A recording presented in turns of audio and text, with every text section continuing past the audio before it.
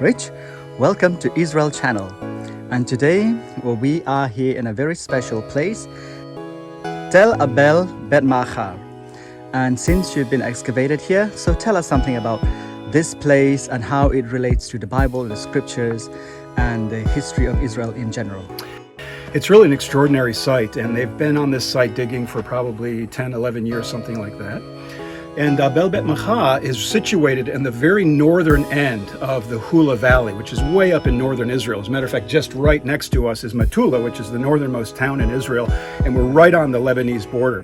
So it's a beautiful view. From the Tel, we can look down the length of the Hula Valley. Right over here to this side as well, we have a fantastic view of Mount Hermon, which is the highest point in Israel. So it's just a fantastic site. And in the summer times when we're digging here, just a nice cool breeze all the time. It's beautiful.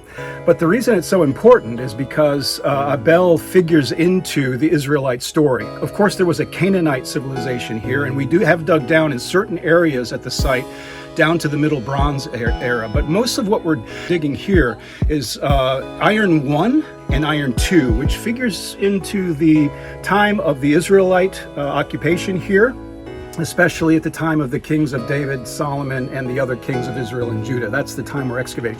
Right now where I'm standing is Iron 1, which is early, like 1200, 1100 BC, something like that. And above, behind me there, that's Iron 2 level. That's more like 10th century, 9th century, 8th century BC, that sort of thing.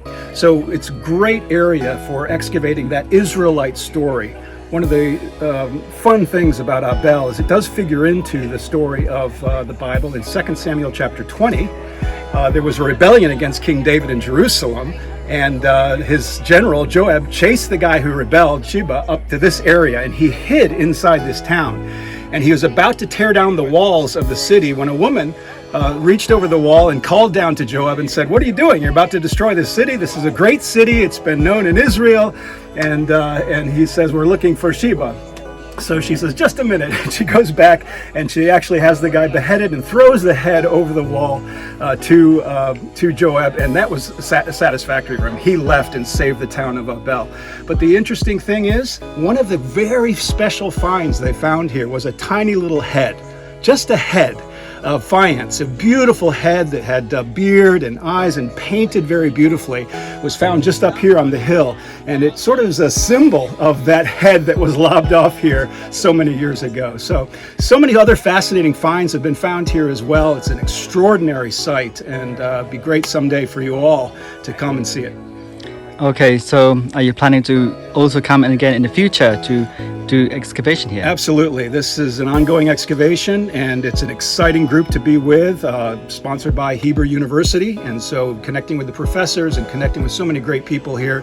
That's one of the great things about archaeology. You do dig and get into the dirt and get dirty, but you also form some great friendships with people from all over the world. So it's a fantastic place to work. Okay, thank you so much. Okay. So, all right, Logan, welcome to Tel Bet Machar.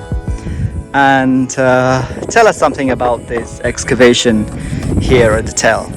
Yeah, well, we're here excavating Tel Abel Bet Machar.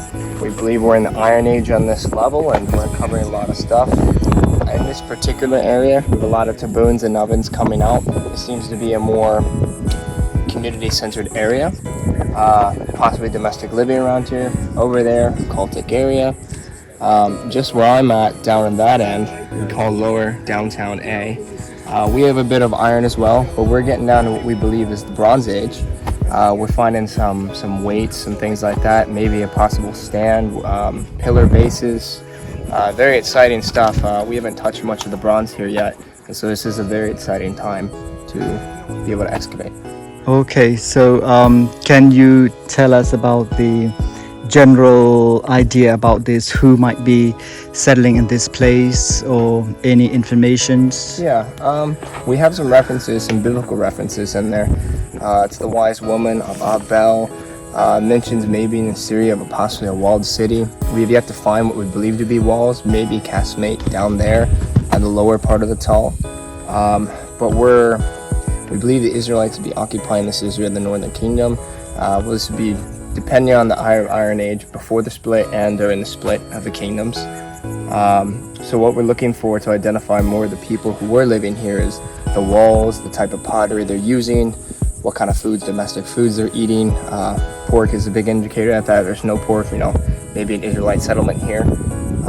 And so that's kind of what we're looking for and kind of what we believe so far is an Israelite encampment somewhere around here. Okay, so from what you find during this time, any possible destruction of what led to the destruction of this place?